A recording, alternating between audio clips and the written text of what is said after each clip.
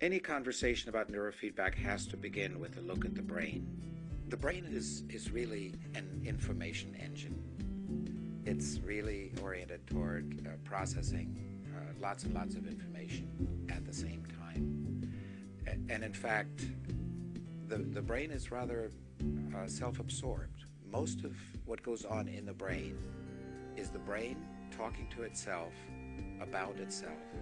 One key aspect of brain function is that neurons don't act alone.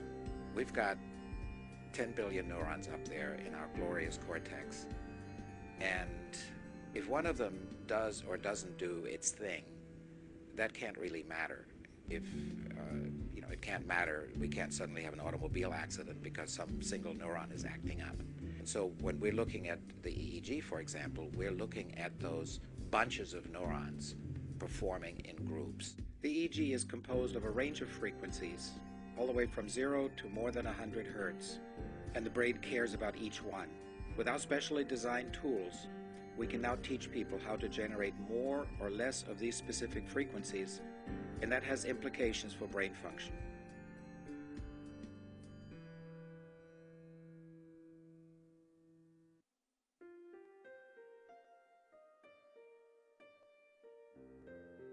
We like to think of neurofeedback really as a brain exercise, and specifically we're exercising the brain's ability to self-regulate.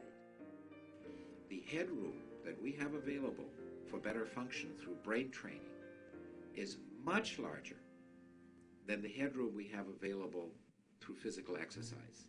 This allows you to wake up better, fall asleep better, pay attention better, calm down better, all of those state management issues that underlie good function.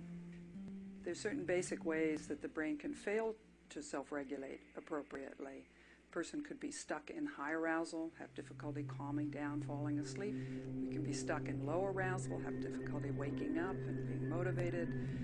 Also, the brain could just spiral out of its own control into a symptom like a migraine or a panic attack or a seizure.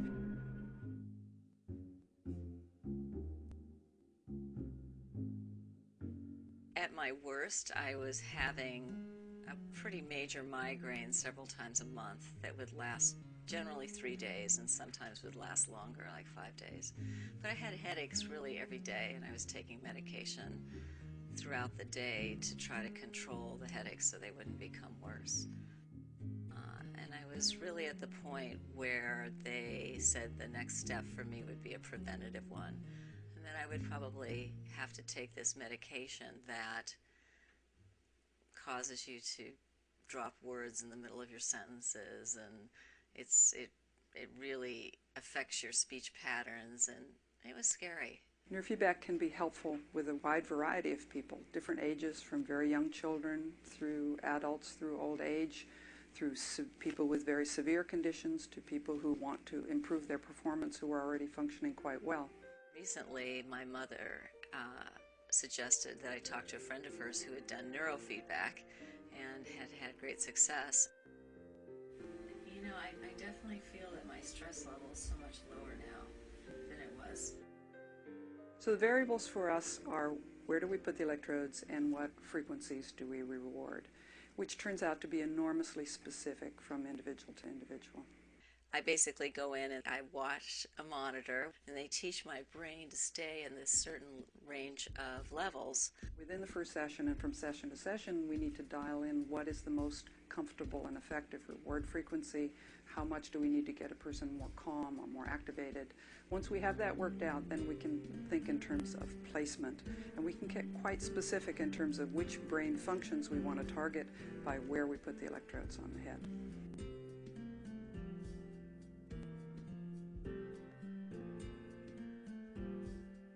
Neurofeedback session starts with putting electrodes on the head to measure the brain waves. Nothing goes into the brain, but we're measuring what the brain is already doing. And then we use those brain waves to drive the video game, which is the feedback to the client. For example, with inner tube, when the brain is achieving the goals that we set, then the rocket ship accelerates, makes more exhaust, which is a reward. If your brain goes off in the wrong direction, then a black fog comes in and obscures the tunnel. So we're finding these ways of twisting the arm of the brain, if you will, to get it to react and do our bidding And it's that, the push on our part and the push back on the part of the brain that affects then the gradual learning process by which the brain learns to behave better. From day one of my sessions in neurofeedback, my headaches have started to decrease. I mean, it started to happen right away. So this is a skill that the brain learns, and of course once it's learned it, it's going to hold on to that and use it every day so it won't forget. We start to see change rather immediately with neurofeedback. It has some impact within the first session or the first few sessions. Then we like to think in terms of 20-session blocks, because 20 sessions is enough to get a significant measurable change, and at that point there's a decision to be made of whether to go forward or whether we're done. So how's your head right now? It's pretty good. But over a number of sessions, we can get the brain to adopt a different style of functioning, which it then owns. And the person can then have a choice and say, hey, I don't need to live in anxiety anymore. I can choose to live in a calmer state. I can really tell that my brain works differently.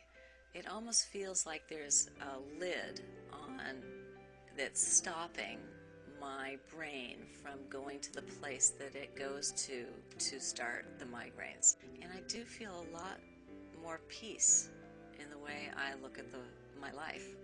It's really been an overall sense of calm that I've gotten out of the process, in addition to the specific benefits of not having the headaches.